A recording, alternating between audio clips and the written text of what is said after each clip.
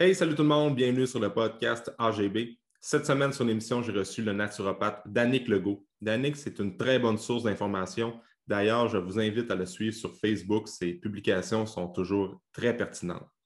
Aujourd'hui, on a parlé de la digestion. Alors, comment la digestion va avoir un impact sur tout le corps?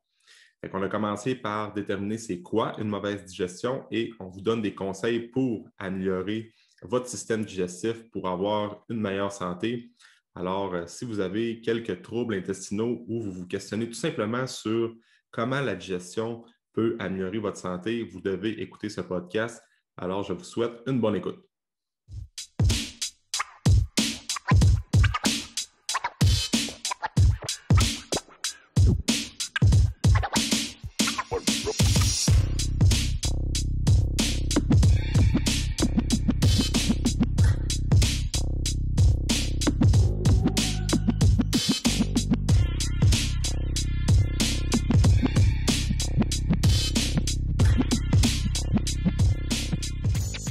Salut Danick.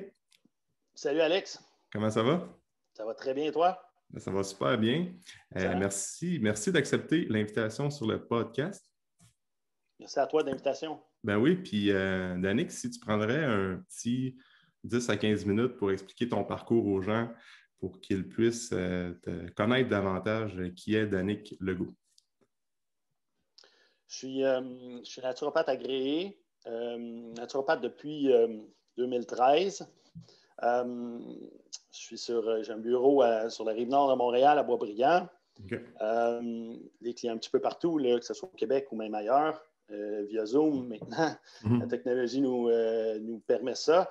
Alors, je me suis intéressé, toujours intéressé au niveau de la santé, beaucoup à l'entraînement au tout début, lorsque j'étais plus jeune. Pour moi, c'est une deuxième carrière dans la naturopathie. J'étais plus dans la représentation avant. Même si j'aimais moins ça, hein, c'était ça qui rapportait un certain salaire, une certaine sécurité et autres. Je voulais toujours travailler dans la santé, mais toujours un peu peureux de me lancer en affaires, d'avoir moins de filet. Mais je savais qu'un jour ou l'autre, j'étais pour bifurquer dans cette direction-là. Je ne savais juste pas quand. Au juste, alors, à un moment donné, lorsque j'en avais vraiment, vraiment, vraiment assez, j'ai bifurqué pour m'en aller là-dedans. Ce n'est pas naturopathe à l'époque non plus. Donc, coach en nutrition, je faisais même des programmes d'entraînement un petit peu jusqu'à temps que je me rende compte justement que c'était pas quelque chose que je préférais puis que j'aimais mieux me perfectionner dans un des deux. Puis j'aimais un petit peu mieux la nutrition, la santé holistique en général. Donc, c'est à ce moment-là que j'ai fait cours de naturopathie et autres. Donc, ça c'est mon background en général rapide. Je n'ai pas une super histoire là, très palpitante là, où est-ce qu'il y a eu plein de rebondissements qui a mené à ça. Je me suis toujours intéressé à ça. Puis, je me rappelle à l'époque, même si j'étais en représentation et tout, ça m'est déjà arrivé que j'allais dans un certain séminaire, par exemple à Toronto, où est-ce qu'on payait plusieurs milliers de dollars pour aller s'asseoir et écouter des gens comme ça. Mais tous ceux qui étaient là, ils étaient tous des professionnels. Hein? Alors, il y avait des entraîneurs, il y avait des naturopathes, il y avait des chiros, peu importe. Puis, au début, des fois, il y a un petit tour de table. Hein? Fait que chacun se présente, il vient de où? Tu es déjà le gars du Québec, le seul qui était là, par exemple, à Toronto. Puis là, tu dis, moi, je viens du Québec, puis qu'est-ce que je fais dans la vie? Je suis représentant. Tout le monde te regarde en voulant dire qu'est-ce que tu fais ici? C'est normalement, c'est parce qu'on travaille là-dedans qu'on est là. Ah, ben ça m'intéresse. Donc, après ça, lorsque je me suis lancé là-dedans, je me suis rendu compte que je n'étais pas à jour du tout, que j'étais en retard, en fait. Je ne le suis pas encore, je pense. Mais, c'est ça. Donc, à ce moment-là, ça a été une courbe d'apprentissage assez rapide, assez exponentielle, parce que j'aime ça. Donc, je baigne là-dedans et tout. C'est ça, en gros, mon background, mon portrait de où est-ce que je viens. OK. Puis, c'est ça, tu me disais que tu avais un background aussi sportif. Là. J'imagine que tu as fait du sport comme quand tu étais plus jeune aussi, là, d'où l'intérêt avec l'entraînement. Exact. Lorsque j'étais jeune, j'ai joué au hockey, comme plusieurs Québécois. Au hockey l'hiver, je joue au baseball à l'été. C'est très populaire le baseball à l'époque. J'aime encore le baseball aujourd'hui. Je ne joue plus à ces sports-là, mais je suis encore ça. Hein. Je regarde des Jays, etc. J'ai des pools avec des amis. Hein. On se rencontre, on fait des espèces de pools. Même au baseball, on a des ligues en ligne et tout. Fait que j'adore ces sports-là, même si je ne les pratique plus. Mais ensuite de ça, je me suis lancé plus dans des sports individuels. Bon, bien sûr, l'entraînement, je faisais beaucoup de gym. À l'époque, bodybuilding et autres. J'ai donné des classes de spinning pendant longtemps. J'étais instructeur de spinning pour le plaisir. J'ai fait ça pendant 6 ans ou 7 ans. OK. À des périodes assez intenses quand même. J'étais beaucoup plus petit à cette époque-là. Ouais, plus maigre. Bon, moins de masse musculaire, moins de gras aussi. Bon, c'était différent. Des fois, je vois des vieilles photos. Il y en a encore sur mon Facebook. On fait comme, oh my God. Ah ouais. Bon, c'est beaucoup plus petit. Bon, c'est ça. Fait que j'ai fait du vélo, pas juste des classes de spinning, bien sûr. J'ai fait de la course à pied. J'ai un marathon quand même à mon actif. J'en referai pas aujourd'hui, mais OK, quand même. un genre de 3h40, là, je ne me souviens plus, en 2013 ou quelque chose comme ça. C'est justement dans les années où est-ce que je suis devenu naturopathe, dans les premières années. Donc, le marathon de Montréal, que je me souviens encore, il faisait froid, il mouillait, on était au mois de septembre. Bon, j'étais un peu seul, j'ai un peu rushé ma vie tout le long. Je me disais, pourquoi je fais ça? Qu'est-ce que je fais ici? Ouais. Bon. Okay. Alors, fait que c'est ça. Donc, j'ai beaucoup baigné dans le sport. Et puis, encore aujourd'hui, maintenant, j'adore le rameur. J'ai un rameur C2 chez moi. Il commence à faire beau, justement. Ce matin, je l'ai sorti, je suis à l'extérieur de mon garage, dans la cour pour être dehors et tout. Fait que ça, j'adore ça. Pour moi, plus il fait chaud dehors, plus il fait, tu sais, moi, à l'été, 40 avec l'humidex, c'est pas grave. Alors, je suis dehors à midi, j'ai aucun problème avec ça. C'est ça que j'aime. Donc, un petit gym chez moi, garage, dehors, à l'été, dans le sol un peu. Fréquente aussi des gyms et autres. Je fais moins de vélo, par contre, à cette époque-là. Alors, c'est surtout gym, rameur actuellement.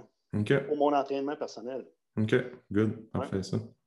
Puis, pourquoi que je veux t'avoir aujourd'hui, Danick, c'est que pour les gens qui te connaissent pas, là, sur Facebook, tu donnes vraiment des posts très, très, très pertinents par rapport à tout ce qui a par rapport avec la naturopathie. Puis aujourd'hui, je veux parler principalement du rôle entre l'intestin et le cerveau. On sait qu'on entend souvent parler que la digestion, c'est vraiment important, que le cerveau, c'est quasiment... l'intestin, c'est quasiment comme considéré par certains experts comme étant le premier cerveau et non le deuxième. Fait que bref, je veux un peu t'entendre par rapport à l'importance justement de prendre soin de son système digestif. Pour commencer, en fait, pourquoi la digestion, c'est important? Parce qu'on entend beaucoup aujourd'hui, c'est bien de prendre soin de son alimentation, de choisir des bons aliments, mais souvent, on oublie que la digestion, c'est encore plus important. Puis c'est ça, c'est souvent oublié. Fait que je veux t'entendre là-dessus. Juste avant, tu mentionnais ma page Facebook et autres, j'ai vu que dans la dernière année, ça a dévié un peu. Hein. Je me suis mis à parler de la COVID, un peu de développement personnel ou d'autres choses. Ouais. Donc, c'est maintenant pas juste de la naturopathie, mais bon, j'essaie de donner de la bonne information. Pour vrai, un de mes buts, c'est de modifier la façon dont on perçoit la santé au Québec. Quand je me suis lancé là-dedans, je me suis aperçu que on est dans une espèce de narratif pharmacologique assez puissant et autres, des voies un petit peu plus naturelles qui sont un petit peu plus supprimées ou qui sont moins là. Puis je pense qu'ils auraient besoin d'être plus entendus. Fait que c'est à ce moment-là que j'avais parti ma page Facebook pour dire je vais faire ma petite part là, à moi, ma petite goutte dans l'océan, en prenant mon temps de temps en temps pour écrire un article. Donc, gestion. En fait, il y a une quote, je ne me souviens plus, on pourrait l'attribuer à qui, mais on n'est pas nécessairement ce qu'on mange, parce que des fois, on entend ça, hein, on est ce qu'on mange, on n'est pas ce qu'on mange, on est ce qu'on mange, être capable de digérer, assimiler et éliminer après. Donc, ça, c'est tout le système digestif qui fait ça. Et le système digestif, en théorie, il est à l'extérieur du corps, parce que c'est tout un tuyau, hein, on pourrait l'enlever. Alors, c'est tout un bout, l'œsophage, ensuite de ça, l'estomac, le petit intestin, le côlon, etc. Donc en théorie, qui est à l'extérieur du corps. Donc cette barrière-là, c'est la barrière intestinale, entre autres. C'est là où est-ce qu'on absorbe les nutriments et autres qu'on a besoin, dans le fond, pour toutes nos réactions enzymatiques, biochimiques, etc., pour que tout se passe bien dans notre corps. Et c'est des milliards de réactions à toutes les secondes, dans toutes les cellules qui se coordonnent, etc. Donc, on a besoin d'une barrière capable d'assimiler ça. Donc, et la digestion commence en haut. Ouais. Et donc, elle commence même au niveau du cerveau, ensuite de ça, au niveau de la bouche, de la façon qu'on mastique, on pourra peut-être en parler tantôt, mais un des termes qu'on entend souvent, c'est l'axe cerveau-intestin. L'axe cerveau-intestin, dans le fond, ce que ça veut dire, c'est que c'est l'interaction entre les deux. Et auparavant, on pensait que c'était le cerveau, principalement le cerveau qui agissait sur les intestins. En fait, le cerveau, c'est comme l'ordinateur, c'est lui qui gère tout et tout. Bon. Et ce n'est pas faux, mais ce n'est pas totalement vrai. Là, ils ont mis l'axe. Donc, l'axe veut dire que ça va dans les deux sens. Donc, le cerveau va jaser aux intestins, les intestins vont jaser au cerveau. Lorsqu'on grandit, étant bébé, là, dans le ventre de notre mère, on va dire que les deux tissus étaient le même tissu. En fait, ils se séparent à un certain moment donné, restent connectés via le nerf vague, qui est le plus gros nerf, le plus long nerf du corps. Et c'est pour ça qu'on se retrouve aussi avec certains neurones dans les intestins également. C'est ça qu'ils appellent le deuxième cerveau, mettons le premier cerveau, là, ou peu importe. Je dirais qu'il n'y en a pas de premier ou il n'y en a pas de deuxième. Non, alors, le corps ne fait qu'un. Il y a même... on pourrait même dire qu'il y en a qui vont dire non, c'est ni le cerveau ni les intestins qui mènent, c'est le cœur qui mène. Bon, il va émaner certaines vibrations qui sont beaucoup plus fortes que le reste, etc. Puis bon, on ne va pas nécessairement rentrer là-dedans, mais bon, tout ça pour dire que ça va dans les deux sens. Alors, les intestins vont aussi jaser au cerveau.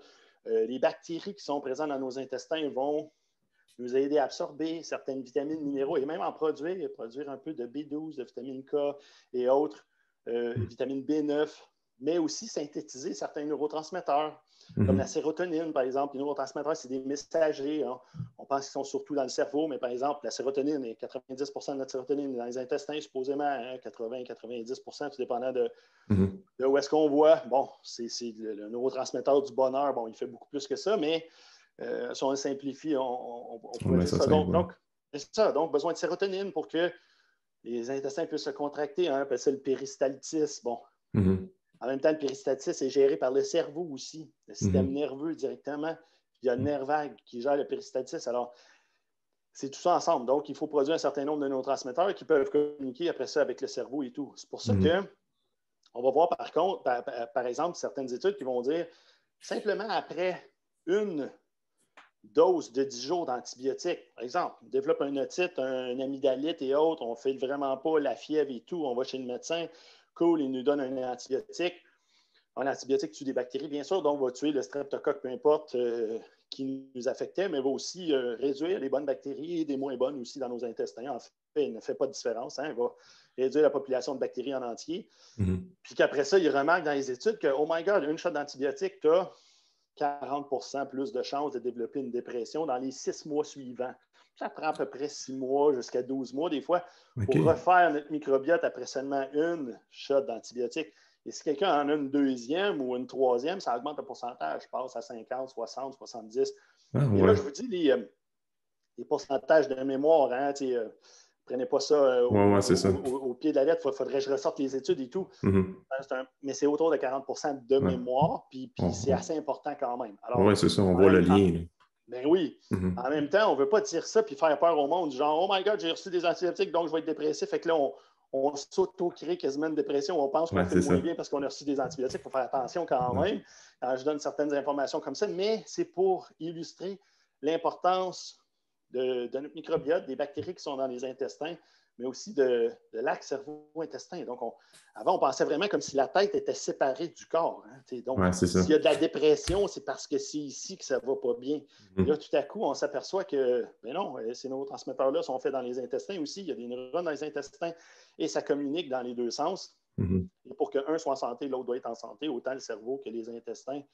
Fait que c'est une communication bidirectionnelle. Fait que donc, et ça, c'est à la base de notre santé parce que si on n'est pas capable de digérer, assimiler les nutriments qu'on mange, on va avoir de la misère à avoir une bonne flore intestinale, mais aussi avoir assez de nutriments pour faire ces réactions biochimiques-là, produire nos hormones, neurotransmetteurs et autres. Effectivement. Ouais, là, je reprends la sérotonine. Juste avant que tu me poses une autre question, je reprends la sérotonine. Par exemple, pour faire de la sérotonine, on a besoin de tryptophane. Le tryptophane, c'est un acide aminé qu'on retrouve dans nos protéines. Alors, il faut qu'on ait une assez bonne digestion, c'est-à-dire une certaine acidité dans notre estomac pour être capable de digérer, d'absorber nos protéines, de les défaire en acides aminés pour être capable de les absorber. Donc, si on n'a pas une bonne acidité d'estomac ou on ne produit pas bien nos enzymes digestives qui viennent du pancréas dans le début du petit intestin, on va avoir de la misère à avoir assez de tryptophane pour faire notre sérotonine.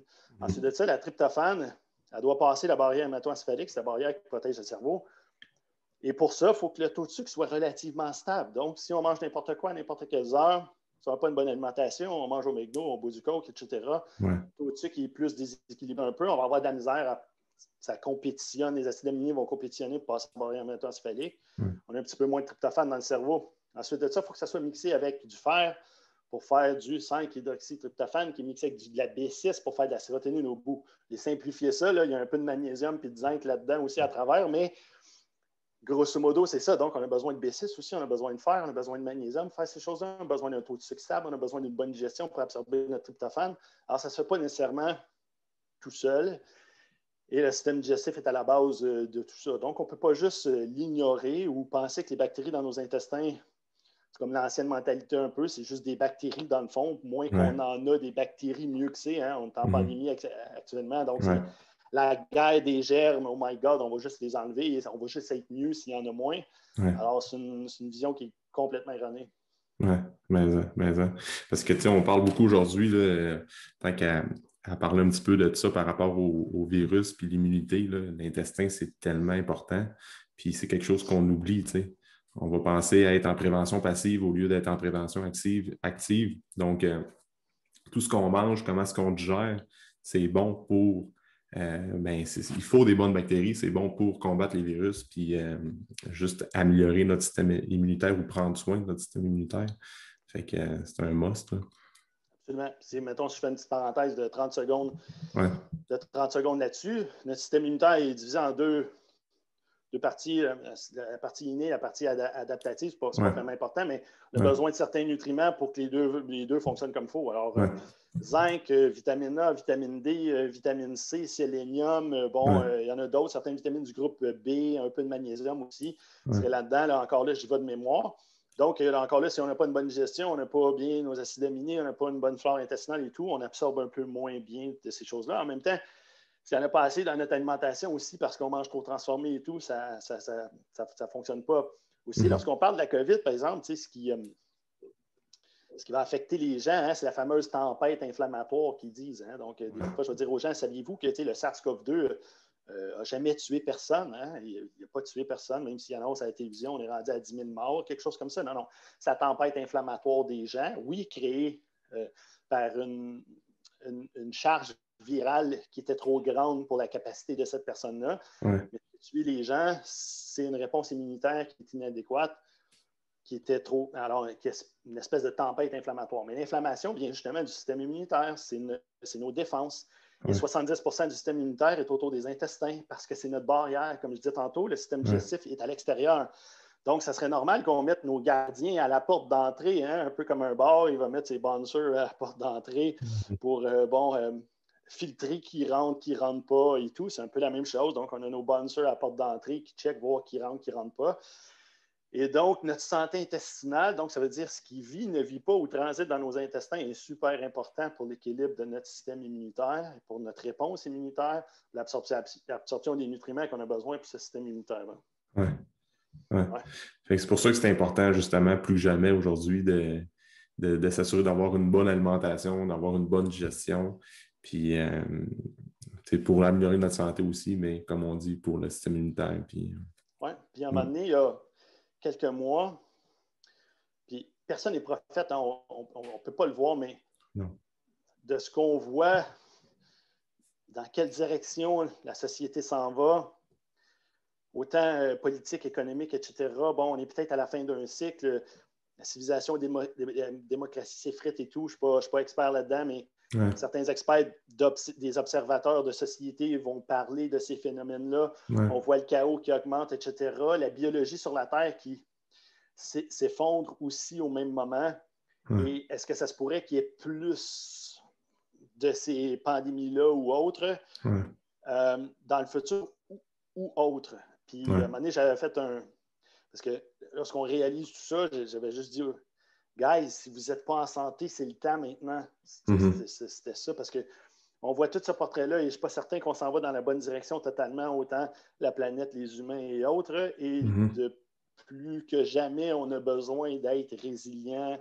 En même temps, on est dans un environnement qui fait qu'on l'est moins, de plus en plus de pollution, et autres, les pesticides partout et tout ça qui serait des problèmes. Donc, on n'est pas dans un bon environnement pour être résilient, mais encore plus, il faudrait faire un effort pour essayer de l'être, je pense, si on veut essayer d'être bien dans les prochaines années. Là, dans les 10, 20, 30, 40 prochaines années. Oui, c'est ça. C'est le temps maintenant. Oui, c'est le temps maintenant parce que si on se fie juste à se laver les mains puis faire de la distanciation sociale, puis après ça, pas trop voir de gens, on fait juste contourner le problème puis le remettre à plus tard.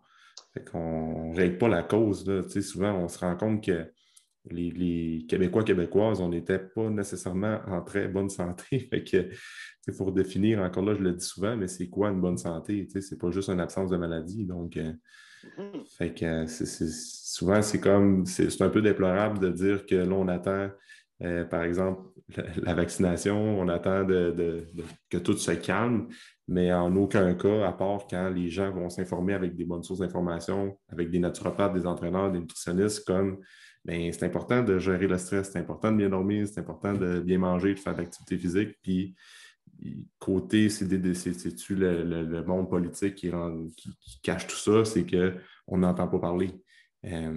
Fait que, mettons, tu prends une grosse partie de la population des Québécois, Québécoises qui s'informent avec les médias traditionnels, c'est quand le moment qu'on entend que c'est bon de manger des légumes, puis c'est bon de prendre soin de son corps, tu sais. Oui. Fait que c'est ça qui clash, là. Absolument. La façon dont notre société est montée fait que ça motive ça. Bon, on est dans une société où est-ce qu'il faut faire des profits, etc. Donc, il y a beaucoup d'argent en arrière de ça. C'est pas juste une question de virus, mais sans rentrer dans ces détails-là, habituellement, je veux dire, les solutions, habituellement, ils doivent venir de l'intérieur. Ils ne sont jamais de l'extérieur. Et donc, ça ne veut pas dire que les solutions de l'extérieur n'ont jamais leur place. C'est pas ça que ça veut dire. Ça veut juste dire que ça va rarement à la source des problèmes. Donc, oui, se laver les mains, c'est bon. Peut-être qu'avoir un vaccin, peut-être que c'est bon, quoi qu'on ne sait pas trop. Mais c'est des solutions de l'extérieur qui n'adressent pas la cause, comme tu viens de dire, nécessairement. Et habituellement, la cause vient de l'intérieur. Donc, c'est notre résilience qui est de moins en moins bonne. Habituellement, je veux dire, les humains, en général, on est rendu faible et mou. Et pas en santé et autres. Et on pense que c'est encore là toute la faute de ce qui est à l'extérieur. Hein? Oh my God, c'est les virus. Oh my God, c'est ci, c'est ça. Oh my God, c'est les changements climatiques et autres. Mais on est rendu bon. Et on voit que ça apporte un paquet d'intolérances aussi au niveau du racisme, des opinions. Là, il ne faut plus juger les genres. Alors, c'est tout ça qui vient en même temps. Ils sont comme des syndromes, des symptômes d'une société qui est malade ou qui s'effondre un peu. Donc, je pense qu'on devrait revenir à la base, revenir vers l'intérieur, puis créer notre propre résilience, pas compter sur personne, puis travailler sur nous, je pense. Puis, je pense que ça va aider plus les autres gens aussi autour de nous. Et on agit comme ça en donnant le bon exemple et tout. Je pense que les gens ont besoin de ça. Oui, exact. Parce que, pour fermer la parenthèse par rapport au virus, ça ne veut pas dire que, comme tu disais, que le vaccin, OK, on ne sait pas. Après ça, ça ne veut pas dire qu'on est nécessairement contre toute la prévention qui est à l'extérieur de nous. Mais je pense qu'il devrait y avoir un juste milieu. Comme c'est correct de faire attention, puis de faire attention aux populations qui sont plus à risque, tout ça. Mais il faudrait, comme par rapport à nous, à l'intérieur, de prendre soin un petit peu plus de notre santé, fait que d'avoir un juste milieu pour essayer de passer au travers. C'est pour ça que ce qui nous prédispose le plus, hein, c'est l'obésité, les syndromes métaboliques. Alors, c'est ceux qui ont la résistance à l'insuline, le diabète et tout. Exact. Ceux qui ont un historique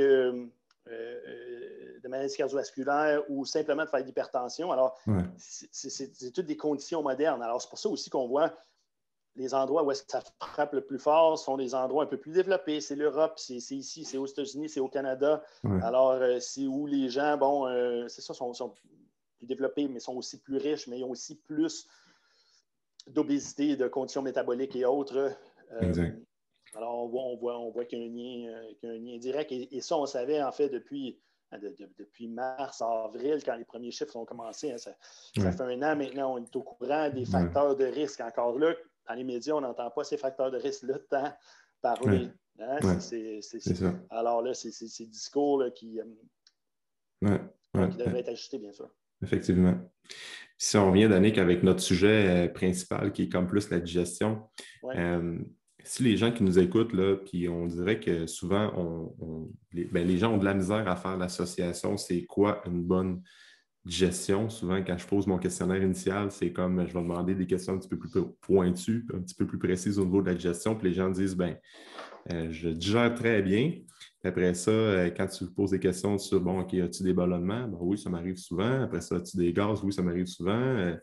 Fait que, tu sais, si tu nous mettrais ça simple, c'est quoi avoir une bonne digestion? C'est quoi les symptômes sans rentrer trop large? Parce que les symptômes d'une mauvaise digestion, ça peut être extrêmement, on pourrait en parler assez longtemps, mais les plus communs, les plus fréquents pour les gens qui nous écoutent. Oui, alors, fait que, ce serait quelqu'un qui aurait des reflux gastriques, par exemple. Il y en a qui vont dire, ça brûle. Je n'ai pas nécessairement de reflux, ça ne remonte pas, mais je sens que ça brûle tout le long de l'œsophage. Puis là, on dirait qu'après ça, j'ai comme la gorge sec ou autre. Alors, ça peut être un des signes. Il y en a qui vont dire... on dirait que j'ai une digestion très lente. On dirait que ça ne quitte pas mon estomac. Je viens plein ou pleine très rapidement. Je mange quelques bouchées et je ne peux pas, mettons, boire un peu d'eau avant mon repas. J'aurai plus faim. Mais après ça, j'y viens que j'ai faim rapidement après. Donc, ça peut être un signe. Là. Je parle plus d'estomac à ce moment-là. Quelqu'un qui vient très ballonné, bien sûr, soit immédiatement après son repas ou même 2 heures après son repas, mais à ce moment-là, ça serait peut-être à des endroits où des problèmes qui sont un peu différents. Mais c'est ça, si on vient anormalement ballonné, anormalement de gaz et tout, on a tous des gaz, on peut peut-être être ballonné un peu si on mange des bonnes portions parce qu'on s'entraîne et tout, on mange beaucoup de fibres parce qu'il y a beaucoup de légumes dans notre alimentation. Ça peut être normal d'être ballonné de temps en temps, mais là, qu'est-ce qui est un ballonnement normal et pas normal? Je pense que la plupart des gens sont quand même capables de voir ou à peu près c'est quoi. Donc, c'est ça, gaz, crampes et autres qui seraient anormales. Puis après ça, les sels. Alors, seulement, on va dire, sur la charte de Bristol, un numéro 4 ou un numéro 5 là, sur la charte de Bristol, allez googler ça, Bristol Stool. Ça, c'est le go-to, là, c'est ça. Ouais, fait que là, si c'est un peu plus constipé, là, on voit plus comme les petites boules de lapin. Je ne veux pas trop rentrer en détail. Ou le numéro 6-7, là, c'est plus en eau ou quelque chose comme ça, une genre de diarrhée ou quelque chose. Donc, on veut que ce soit dans le milieu, c'est le numéro 4 ou 5 de mémoire. 2 fois par jour, ça ferait du sens. Là, il y en a qui vont dire, oh my God, moi, c'est 1 fois 4 jours. Ouais, c'est ça. Donc, il y aurait de la constipation à ce moment-là. Puis, il y en a qui ne sont pas au courant. Il y en a qui vont 1 fois 2 jours ou 1 fois 3 jours, puis ils pensent que c'est correct. Hein? Parce qu'ils n'ont pas d'autres symptômes. Fait que, je n'ai pas de ballonnement. Pour moi, je digère bien et tout. C'est juste que là, quand j'y vais, mettons, ça va 1 fois 3 jours. Il y en a même qui pourraient y aller 1 fois par jour ou 1 fois ou 2 fois par jour et être constipé quand même. Ça ne vide pas tout à fait au complet pour avoir une espèce d'accumulation et tout. C'est très difficile à savoir. Il y a même des gens qui ont un peu des deux, que lorsque ça sort, c'est un peu plus trop diarrhée, trop liquide. Mais en même temps, il n'en sort pas assez. Donc, ils ont un genre un peu les deux en même temps. Donc, ça ne veut pas dire non plus que nos selles sont molles, qu'on n'est pas constipé. Ça, c'est plus d'aller voir quelqu'un qui se connaît un peu plus là, pour voir ça aussi. Puis, je ne sais plus qui disait ça, mais il dit qu'il n'y a pas une grande différence quand même avec la quantité qu'on avale et ce qui sort au bout. Bien sûr, on absorbe certaines choses là-dedans, donc pas tout à fait le même volume. Mais si on mange l'équivalent de 3 repas, là, tu dis, OK, je mange, mettons, tout ça dans ma journée. Est-ce que je sors ça en 24 heures de l'autre côté? ou non. Alors, c'est ça. Donc parfois, c'est très évident, parfois, c'est moins évident, mais on a certainement besoin d'un bon transit pour être en santé. Sinon, on réabsorbe un peu certains déchets, toxines qui seraient dans nos selles si le transit n'est pas assez rapide, s'il est trop lent, mais aussi le contraire aussi, c'est-à-dire que s'il est trop rapide, on n'a pas le temps de déshydrater, c'est dans le côlon, hein, c'est le gros intestin qui fait le tour, c'est là qu'on déshydrate, si tu veux, nos selles, on réabsorbe la bile, on réabsorbe l'eau, et ça sort en bonne consistance à l'autre bout. Dans le petit intestin du milieu, celui qui est tortillé dans le milieu, l'intestin grêle, le petit intestin, c'est là majoritairement qu'on absorbe nos vitamines, nos minéraux, tous nos nutriments. Quand ça arrive dans le côlon, c'est là qu'il y a un gros paquet de bactéries, mais il n'y a plus grand-chose à absorber. C'est ça. Si c'est trop long, on réabsorbe un petit peu nos déchets, nos toxines et autres. Donc, ça modifie la flore intestinale. Et à ce moment-là, ça modifie la flore intestinale, ça modifie aussi notre production de neurotransmetteurs, comment on va se sentir et autres.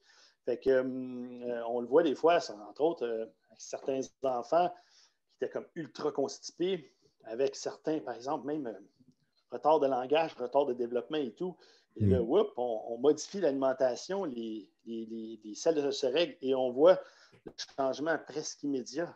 L'enfant se met à parler un peu plus le lendemain, le surlendemain, que ça a tout sorti. C'est là qu'on voit la puissance quand même du système digestif et comment ça peut être relié très précisément. On voit moins ça chez les adultes, bien sûr, mais c'est des exemples frappants chez certains enfants. C'est fou quand même. Hein? Ouais. C'est là qu'on voit le lien qui est très fort. Absolument, direct. Oui, c'est ça. Puis, tu sais, quand on parle d'une bonne gestion, souvent, ça va commencer, oui, on parlera peut-être un peu plus là, comme les grandes lignes pour côté nutrition, puis côté peut-être un petit peu le volet supplémentation tantôt, mais ça part aussi de notre... ça part de la phase céphalique. Fait que souvent, ce que j'aime dire à des clients, c'est que tu commences à te gérer quand tu cuisines ton repas, puis même encore quand tu vas acheter les aliments pour faire ton repas à l'épicerie.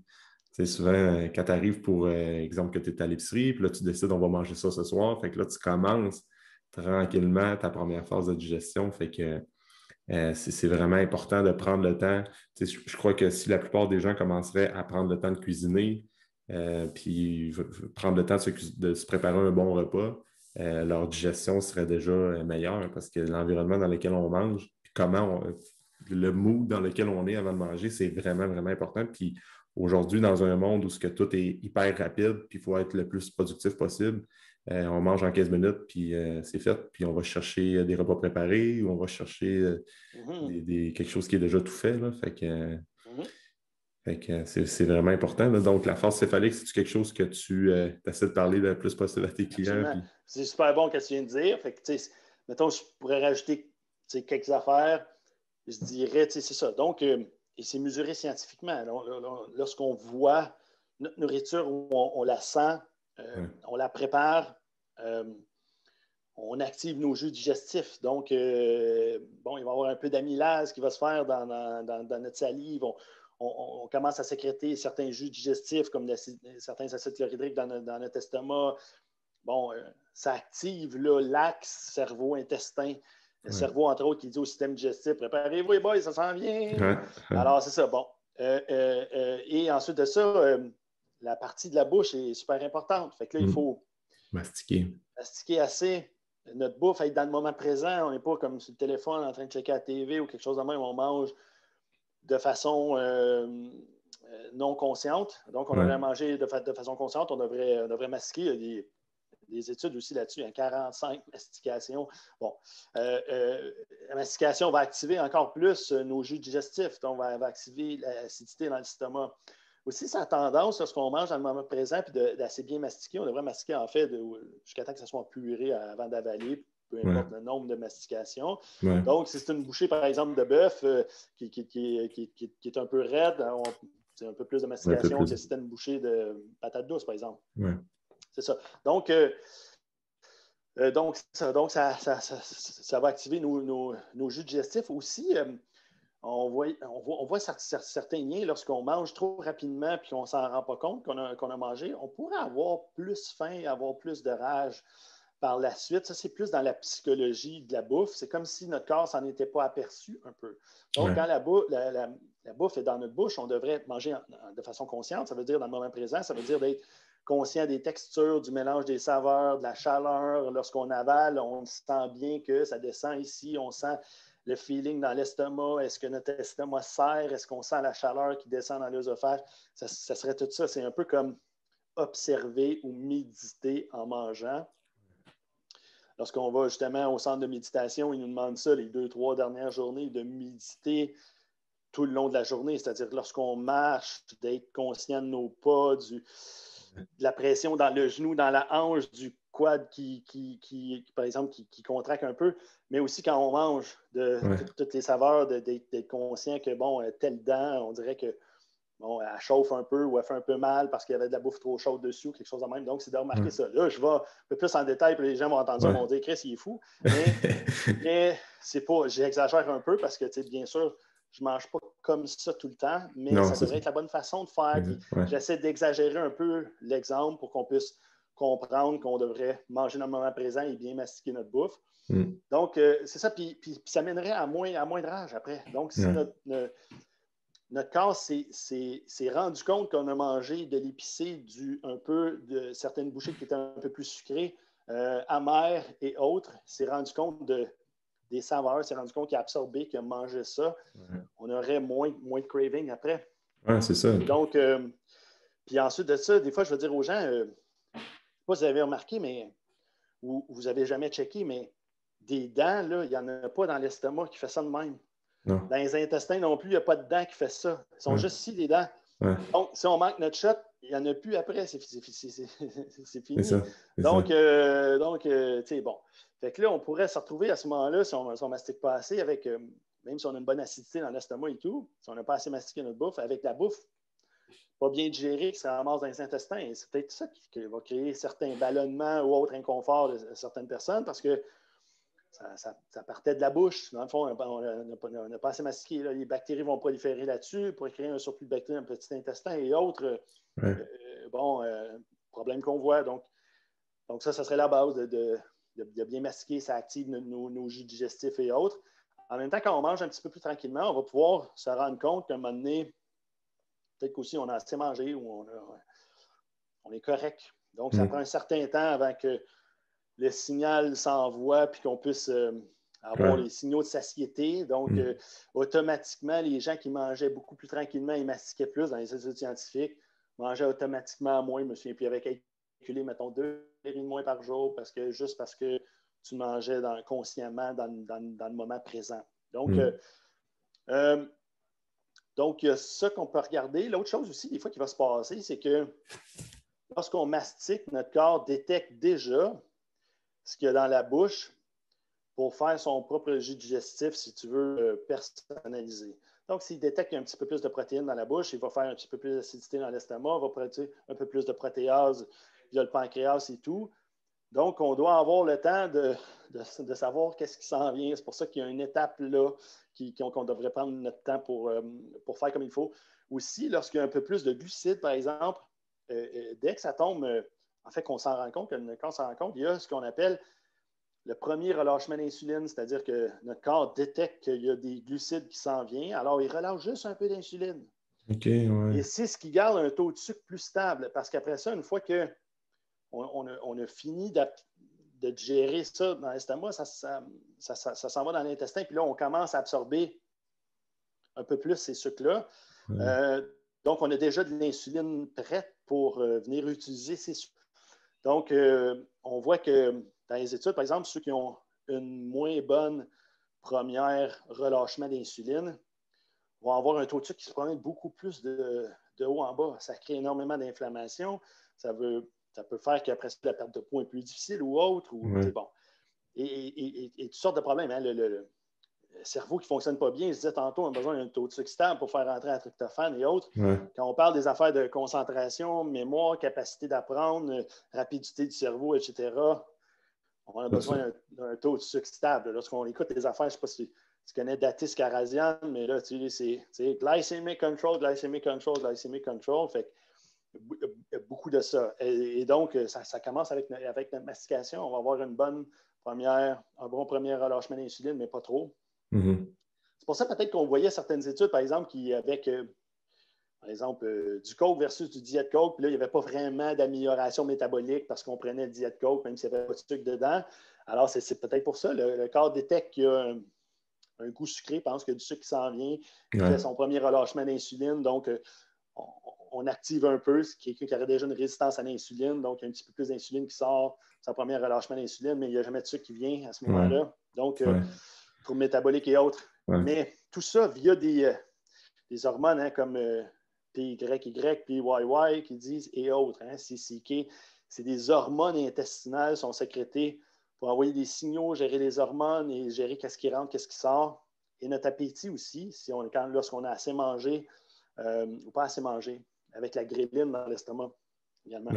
Donc, d'être conscient qu'on l'a mangé va être beaucoup mieux pour l'absorption et autres. Jusqu'à 40 de meilleure absorption de vitamines, minéraux et autres si on les mastique comme il faut, qu'on les digère comme il faut dans le moment présent. Alors, ça vaut la peine. Ça vaut la peine. Puis c'est parfois parce qu'on a tendance à penser que un repas, c'est juste une perte de temps dans ma journée. Là, moi, j'ai un autre client là, à 1 heure, pas le temps de dîner, go. Ou, tu sais, je suis quelqu'un d'important, pas juste ça à faire manger. Alors, mais si on a besoin de notre santé pour être capable de faire les autres tâches de notre vie, alors pour être en bonne santé, on aurait besoin de manger des bons aliments et ensuite de ça, des cas de digérer, des absorber, comme on disait tantôt. Donc, à ce moment-là, le repas devient le moment le plus important de ta journée. Donc, ce n'est pas quelque chose qui est dans ton chemin, dans ta journée. C'est ce que tu as à faire de plus important aujourd'hui ou à peu près. Parce que si ça ne marche pas, éventuellement, le reste, tu vas avoir de la misère à le faire. Tu vas le faire de façon moins efficace. Alors, c'est de mettre les priorités aux bonnes places. Du moins, de temps en temps, ça arrive tout de manger vite sur le coin d'un bureau. C'est correct, mais de penser que ça, c'est correct, que c'est la bonne chose et qu'on fait ça jour après jour, c'est ça qui est moins bon. Ouais. On pourrait faire un parallèle avec le sommeil. Souvent, des entrepreneurs ou des gérants d'entreprise disent moi, je n'ai pas le temps de dormir, je dors 4-5 heures par nuit, j'ai pas le temps.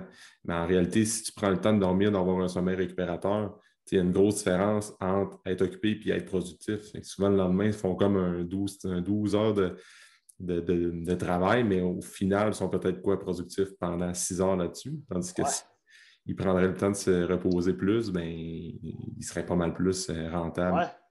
Mentalité à la Gary Vaynerchuk. Vaynerchuk.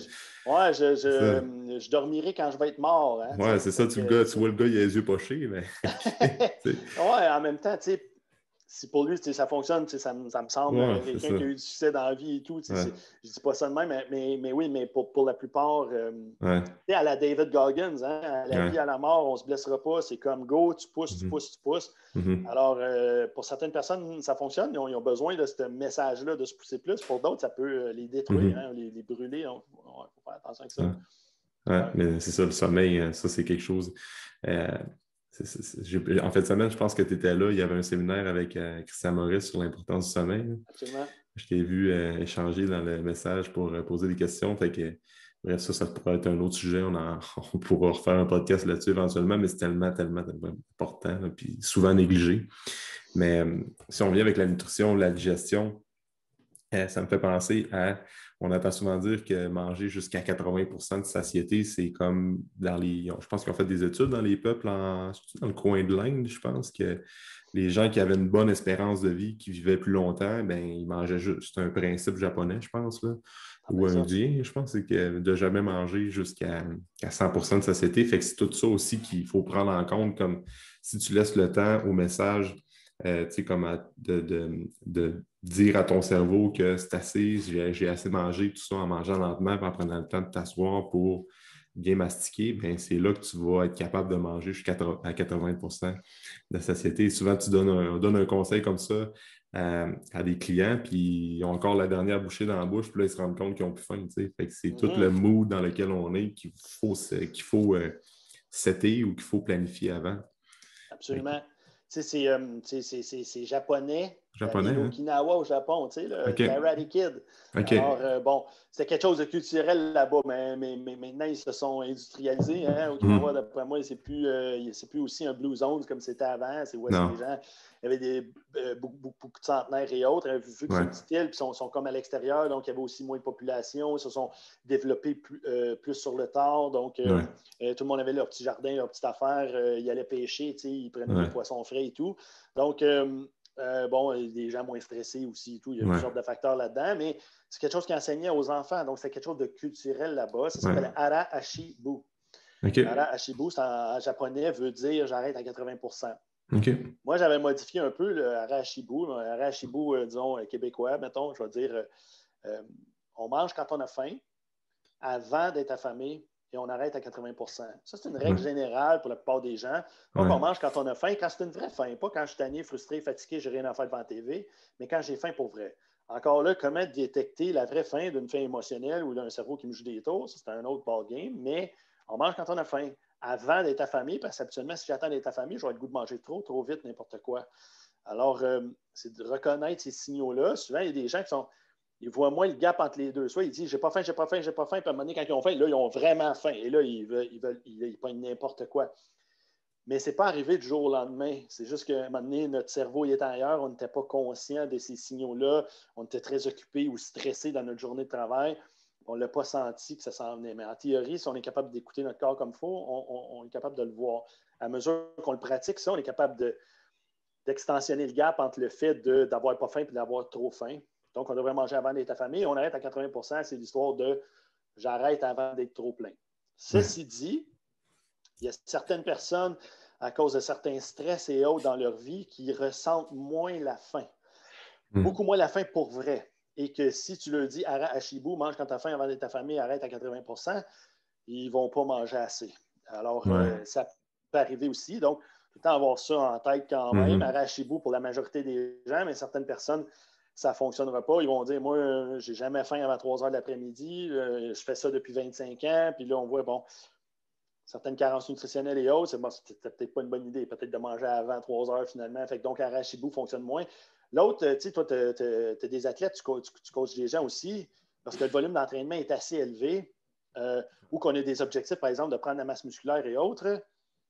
Encore là, absolument, les gens ne mangent pas assez. Et si on dit Arachibou, là, des fois, il n'a pas assez. Donc, là, c'est là qu'il faut vérifier quand même Arachibou, ça donne quoi en bout de ligne? Quand j'écoute mon Arachibou, est-ce que je mange assez quand même versus mes objectifs? Hein? Je veux perdre du poids ou je veux gagner de la masse musculaire? Alors, tu sais, tout ça pour les athlètes de regarder parce que des fois, ça ne fonctionnait pas. Moi, je les avais, mes athlètes de CrossFit, alors, tu sais, qui s'entraînaient le double WOD à tous les jours, puis là, ça voulait aller aux régionaux et autres, puis là, à un moment donné, il n'y avait pas assez de bouffe qui rentrait. Alors, puis on voyait des gains vraiment importants lorsqu'on augmentait vraiment. Là. Alors, c'était quasiment du gavage. Hein? Fait que là, on calculait un petit peu plus les affaires pour être capable de rentrer. Et puis certains athlètes, ils me disaient, là, je suis plus capable, j'ai ça ici. On dirait, je suis en train de manger. Là, c'est long, on finit mon repas parce qu'il y a trop de bouffe. Puis là, on dirait que l'autre, il vient ben trop vite. Là. Je suis quasiment encore plein de l'autre. Mais après ça, on voyait des pilleurs, on voyait une augmentation de la force, de tout ça. Ouais. En même temps, est-ce qu'on est fait pour faire du CrossFit en mongol de même? Pas sûr. C'est ça. C'est une autre affaire. Mais on l'a dit, Arachibou, pour la majorité des gens, mettons 80% des gens, après ça, il y a un 10%, soit que pour différents stress, ne ressentent pas la faim ou devraient manger plus, mettons, si on est des athlètes. Donc, ça prend avec un grain de sel quand même, mais c'est un très bon principe, c'est sûr. C'est ça. Arachibou. Pour une grande partie de la population, mais comme il y a tout le temps des exceptions à la règle, là, justement, du monde qui veut prendre la masse ou. Ben là, c'est sûr qu'il y a plein d'autres éléments à considérer. Fait que c'est un bon point, ça. Puis, fait que, tu sais, si on résume par rapport à optimiser la digestion sans prise de suppléments, mais ça va être prendre le temps de mastiquer, ça va être prendre le temps de, tu sais, comme souvent on va voir, on parlait de manger rapidement, mais éviter les téléphones intelligents à la table. Après ça, les télés, les nouvelles qui sont en background quand on mange en famille, c'est pas considéré. Fait que c'est vraiment mettre le corps en parasympathique, donc être le plus calme possible et réceptif à recevoir la nourriture. Tu sais. Puis il y a plein de gens qu'on entend souvent parler, bon, ben, j'ai des troubles digestifs, Puis là, bon, ben, soit un ami ou un professionnel de la santé va dire, ben, OK, prends des fibres ou prends des enzymes digestives ou prends des probiotiques, tu sais, chacun a sa formule. Mais avant tout ça, je ne veux pas dire que ces suppléments-là n'aident pas. C'est bien au contraire, c'est vraiment, ça peut avoir des bienfaits. Mais tant aussi longtemps que la base n'est pas fixée, c'est comme, c'est mieux de commencer avec la base. Souvent, les gens peuvent juste réduire un peu leur budget de supplément juste en fixant la base, un peu comme le sommeil qu'on pourrait parler. C'est le magnésium à partir de la soirée jusqu'au temps qu'on va se coucher. On tourne jusqu'au temps qu'on va au lit. C'est bien, mais si la routine avant n'est pas solide, ça ne sera pas ça sera pas optimal, en fait. Fait que, Absolument. Fait que, donc, tu sais, tu parlais de système nerveux, il faut être en parasympathique. Ben, c'est un super bon point. Fait que la digestion se passe en parasympathique. Le système nerveux est comme système nerveux autonome, c'est-à-dire qu'on ne le contrôle pas trop, quoi qu'il y en a qui commencent à dire qu'on peut le contrôler. Là, probablement, on peut. Bon, mais pour la plupart des gens, on ne contrôle pas, il est quand même autonome. Alors, sympathique serait la position stressée. Hein? Il s'appelle fuir ou combattre. Alors, c'est à l'époque de notre évolution, hein, l'ours arrive à côté de toi, il veut te bouffer, whatever. Bon, là, c'est fuir ou combattre, c'est le système sympathique qui embarque.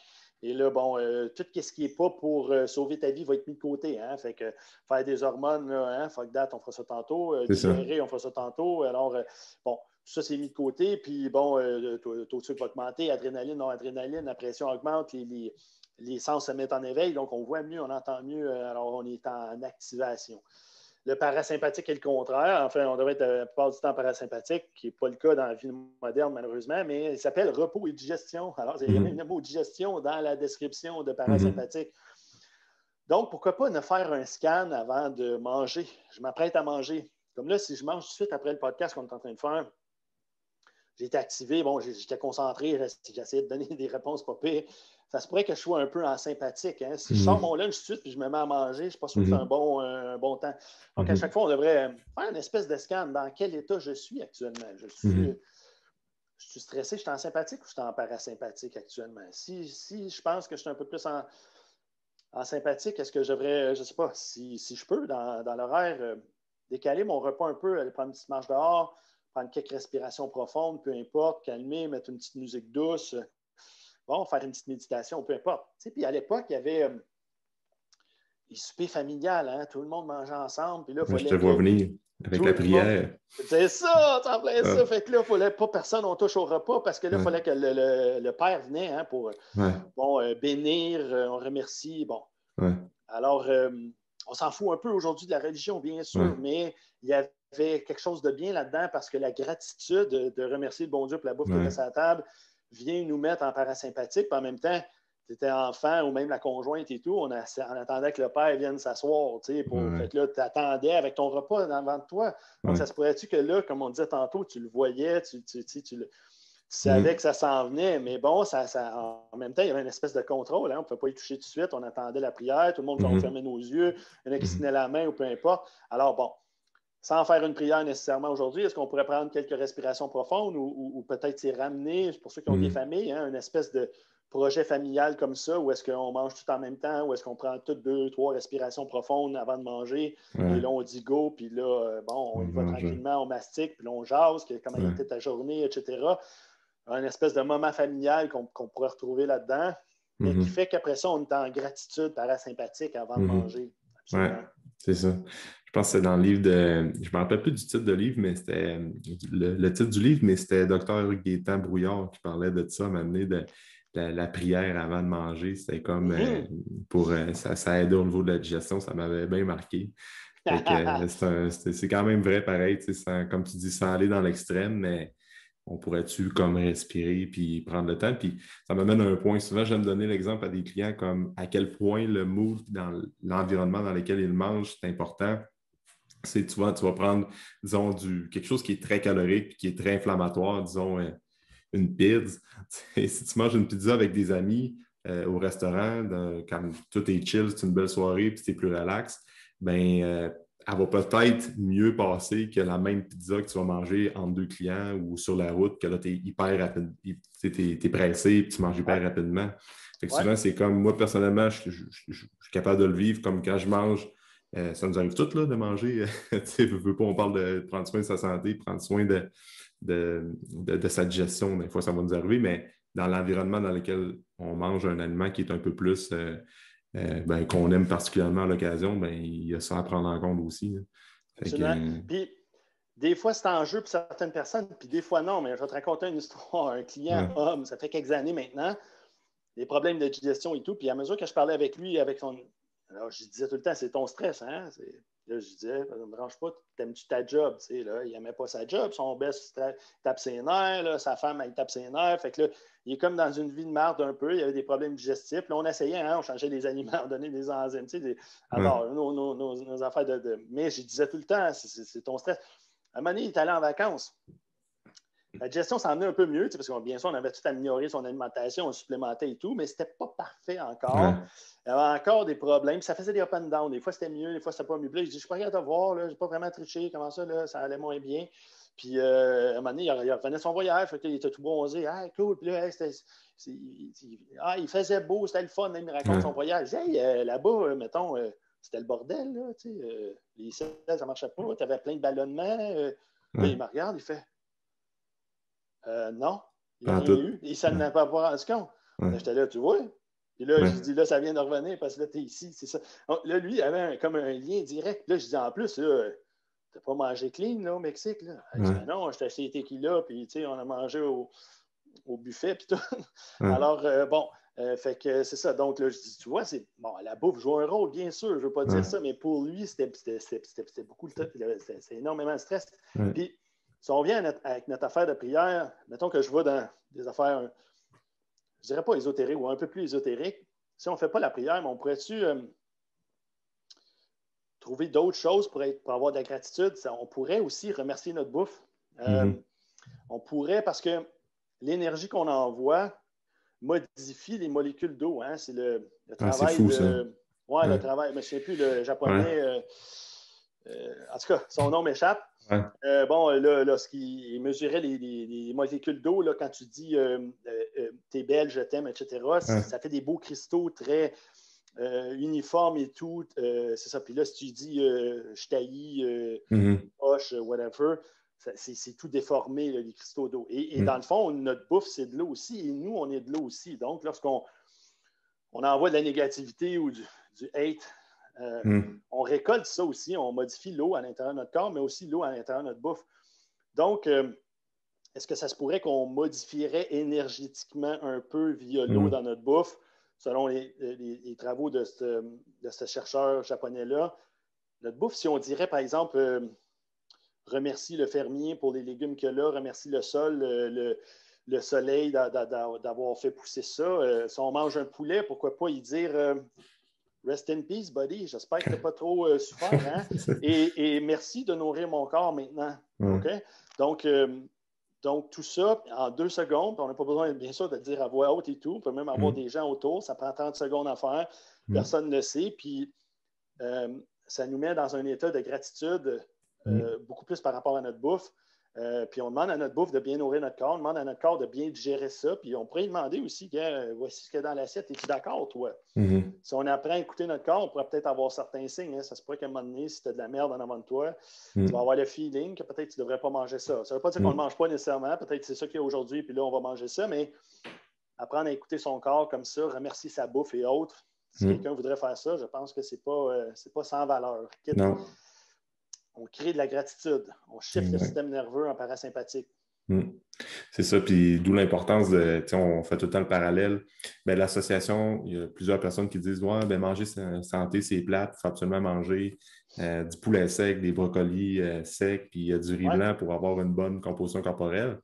Mais si cette personne-là, elle suit le plan, puis elle déteste, à toutes les fois qu'elle mange, c'est un mauvais moment, puis elle déteste ça, elle n'est pas plus gagnante parce qu'elle va avoir une mauvaise relation avec sa nourriture, puis elle va juste détester le poulet ou les légumes, tandis que si, des fois, on peut juste comme cuisiner avec plein d'herbes, des épices, puis de se faire vraiment un bon...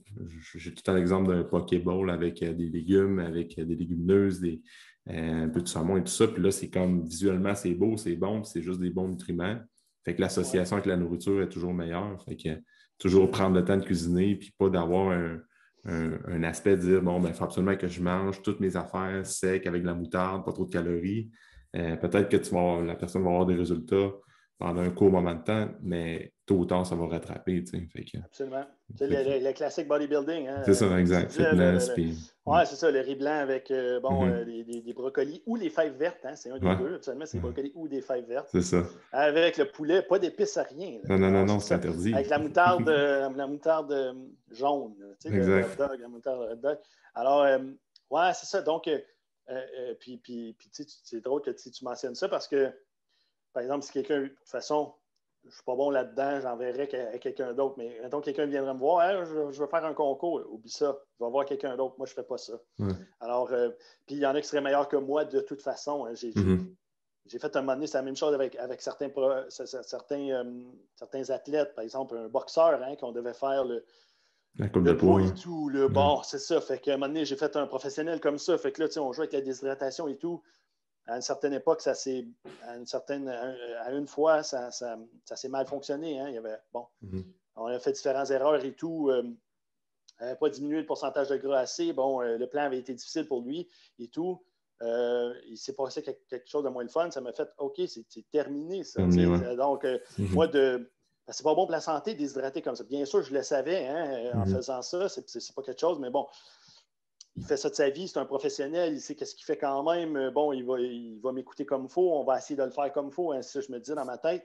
Après ça, je me suis dit, terminé. Après ça, il y en avait d'autres qui m'avaient contacté et tout. J'ai terminé, j'en fais plus des boxeurs, c'est fini. À moins quelqu'un qu'on ne prépare pas pour un combat, hein, un boxeur qui dit, moi, je veux améliorer mes performances et tout, puis je veux bien manger, mais l'espèce de déshydratation ou la coupe de poids et puis une réhydratation après qui mène comme on fait dans le fitness ou autre, pas pour moi. Alors, c'est ça.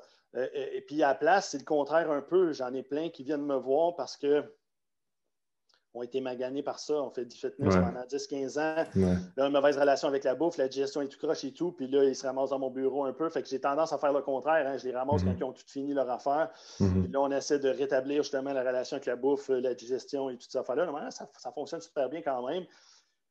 Mais c'est réel. C'est pas tout le monde que ça va affecter, par contre. Il y en a qui sont capables de, je ne sais pas, garder une bonne relation avec la nourriture quand même, puis ça reste sain quand même. Mais pour d'autres personnes, peut-être qui étaient plus fragiles à certains niveaux, ça ne fonctionne pas du tout. Après ça, ils sont vraiment prises là-dedans et ça devient vraiment un problème qui peut vraiment affecter les gens. Mais ça change. Donc, dans ma pratique, je vais avoir tendance à faire l'inverse. De toute façon, je vais leur dire non aux autres, mais quand tu vas avoir fini, tu reviendras me voir, on va faire les affaires. Oui, c'est ça. Chaque professionnel pour la bonne. C'est ça, exact. Puis il y en a qui sont super bons, tu sais, puis justement, ils vont le faire de façon santé et tout, puis ils vont le faire de la bonne façon. Alors, tu te dis, cool, va voir ces gens-là, ils ne font que ça. Hein. Il y en a qui ne font que ça, préparer des athlètes avec les coupes de poids et tout. C'est parfait. Hein? Chacun ses choses. Comme on dit au début, on disait avant le call, chacun ses choses. C'est ça. Chacun sa spécialité, en fait. Absolument. Puis, toi, pour terminer là-dessus, ta spécialité, un de tes slogans que je trouve vraiment cool, que tu dis tout le temps dans la plupart de tes publications, c'est qu'on ne peut pas négocier avec la nature.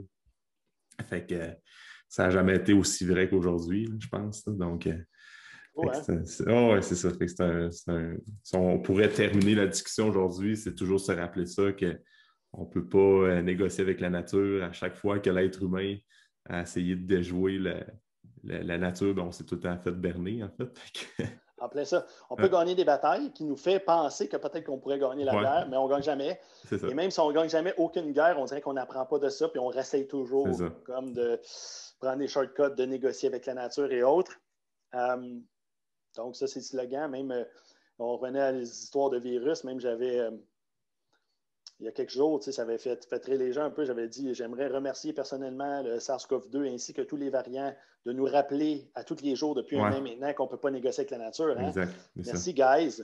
Alors, bien sûr, c'est un peu ironique et tout. Hein? On ne remercie pas vraiment pour le bordel qui se passe encore actuellement, mais c'est des bons indicateurs quand même qu'on ne peut pas négocier avec la nature. On a besoin d'un nouveau paradigme, on aurait besoin de changer ça et tout.